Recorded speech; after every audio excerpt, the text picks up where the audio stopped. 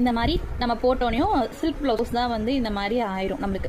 அதாவது நம்மளுக்கு லூஸ் ஆகிறப்ப விட்டு இழுத்து பிடிக்கிறோம் இல்லையா, அப்போ வந்து இந்த மாதிரி நூல் வந்து நெகிழ்ந்து போயிடும். இப்போ இதை இப்படி கொடுத்த கஸ்டமர் கிட்ட கொடுத்தா என்ன சொல்லுவாங்க, ப்ளவுஸ் டேமேஜ் ஆயிடுச்சு அப்படிங்கிற மாதிரி நினைப்பாங்க. ஸோ இதை எப்படி ரெக்டிஃபை பண்ணுறதுனா, நம்மளோட நீடிலோட பேக் சைடு இருக்கு இல்லையா, நம்ம ஆயில் நீடில் யூஸ் பண்ணுறோம், அதோட பேக் சைடு எடுத்துட்டு இதை வந்து இப்படி ரப் பண்ணணும். தெரியுதா? இதை வந்து இப்படி இப்படி இப்படி இப்படி இந்த மாதிரி லைட்டாக மெதுவாக பண்ணிங்கன்னா அதோட நார்மல் ஆயிரும். அதே மாதிரி இந்த பக்கம் இருக்கிறதுக்கு இப்படி பண்ணக்கூடாது. எந்த பக்கம் வந்து நூல் நெகிழ்ந்து போயிருக்கோ அந்த பக்கம் வந்து ரப் பண்ணணும். இப்போ இதை வந்து இப்படி பண்ணணும்.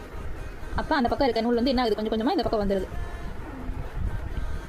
சரியாச்சா? இப்படி இப்படி இப்படி இப்படி பண்ணிங்கன்னா அது வந்து சரியாகாது. இந்த பக்கம் தான் நம்மளுக்கு போயிருக்கு. ஸோ இந்த சைட்லேருந்து இப்படி வரணும். அதே மாதிரி மிடில் போய் பண்ணக்கூடாது. மேலே இருந்து கொஞ்சம் கொஞ்சமாக நீங்கள் பண்ணிட்டு வரப்போ என்ன ஆகும், அது வந்து ஆட்டோமேட்டிக்காக சரியாயிடும். தெரியுதா?